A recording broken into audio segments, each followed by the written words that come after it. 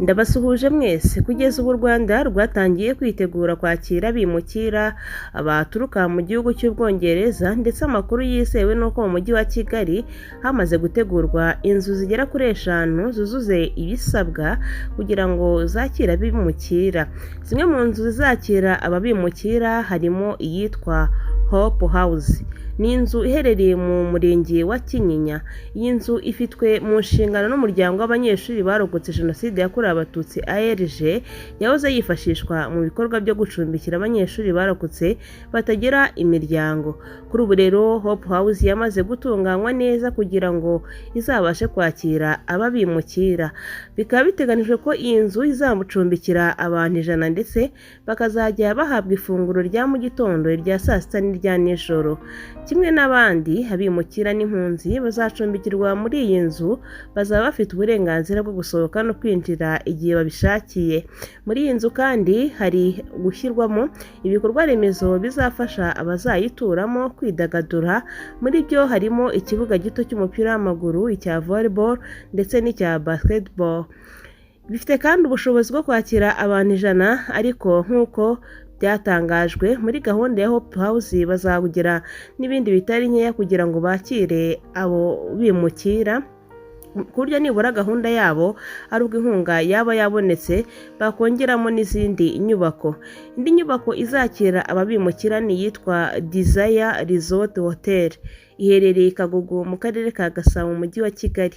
Iyi ifite ibyumba 72. Abazayicumbikirwamo bazajya bahabwa ifunguro rya mu gitondo, saa sita na nimugoroba, ndetse abazi koga bahawe na pisine. Ahandi hazacumbikira ababimukira n'impunzi baturutse mu Bwongereza ni muri Hallmark Residence. Igizwe n'inzu 30 zose zigizwe n'ibyumba 120, kimwe n'abazacumbikirwa muri Hope House ndetse na Desire Resort Hotel. Abazaba aho ngaha nabo bazajya bagaburirwa ndetse bahabwe n'uburyo bubafasha kwidagadura. Ku ya 18 Gicurasi 2022 nibwo Minisitiri w'Ububanyi n'Amahanga w'u Rwanda Dr Vincent Biruta yagiranye ibiganiro na Minisitiri w'Umutekano w'imbere mu gihugu cy'Ubwongereza Priti Patel, bigamije kunoza ishyirwa mu bikorwa ry'iyi gahunda no guhererekanya abimukira. Bikaba byari biteganijwe ko kuri uyu wa kane bombi bari bugirire uruzinduko i Geneve mu Busuwisi, rugamije gusobanura neza imwe mu miryango itarumva iyi gahunda n'ubufatanye bw'ibihugu byombi. Ku ya 14 Mata 2022 nibwo u Rwanda rwashyize umukono ku masezerano y'imyaka 5 agena ko ruzajya rwakira abimukira baturutse mu Bwongereza binjiye muri icyo gihugu binyuranyije n'amategeko. Ni amasezerano agena ko ababimukira bazajya bafatwa bakazanwa mu gihugu cy'u Rwanda, ababishaka bagahitamo gusubira mu bihugu byabo, mu gihe n'abazagaragaza ubushake bwo kuhaguma bafashwa gukomeza ubuzima nta kibazo.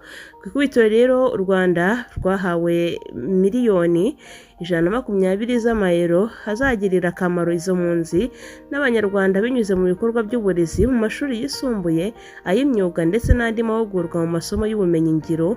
Ibyo byongeraho ko bazafashwa kwiga kugera ku mashuri makuru na kaminuza. Umuvugizi wungirije wa guverinoma y'u Rwanda Mukurarinda yavuze ko amakuru y'ibanze ahari ari uko abimukira ba mbere bazaza vuba, ariko yemeza ko icyemezo ntakuka ku gihe bazazira kizafatwa n'Ubwongereza. Ati ubu dutegereje ko abimukira ba mbere bashobora kuza vuba, ariko ntabwo dushobora kuvuga ngo nitwe tuzi igihe bazazira kuko si twe tubohereza. Ati igihugu kibafite ari cyo cy'Ubwongereza nicyo kizi umubare wa mbere w'abantu bazaza n'igihe baba biteguye kubohereza. Akomeza avuga ko ku ruhande rw'u Rwanda bimaze gutegura ibisabwa byose. Ati icyiza nuko twe nk'u Rwanda twamaze kwitegura. Uyu munsi ndagira ngo mbamare impungenge nk'uko nizo batubwira ngo haje 500 ba mbere, abo twabakira, ariko nk'uko mubizi bazagenda baza mu byiciro kandi nta gutungurana kuzazamo. Mukurarinda avuga ko izi nzu zamaze gutegurwa zizakira izi mpunzi n'abimukira mu gihe hagisuzumwa ibibazo byabo, ariko nyuma ababishaka bahisemo kuba mu Rwanda bakajya guturana n'abandi baturage bisanzwe. Kugeza ubu rero u Rwanda rwatangiye kwitegura kwakira ababimukira, ndetse amakuru nuko n'inzu 5 zamaze kuzura ndetse zujuje n'ibisabwa ku buryo zatangira kwakira abimukira ba mbere, nk'uko mubibona rero ku mafoto muri iyi video.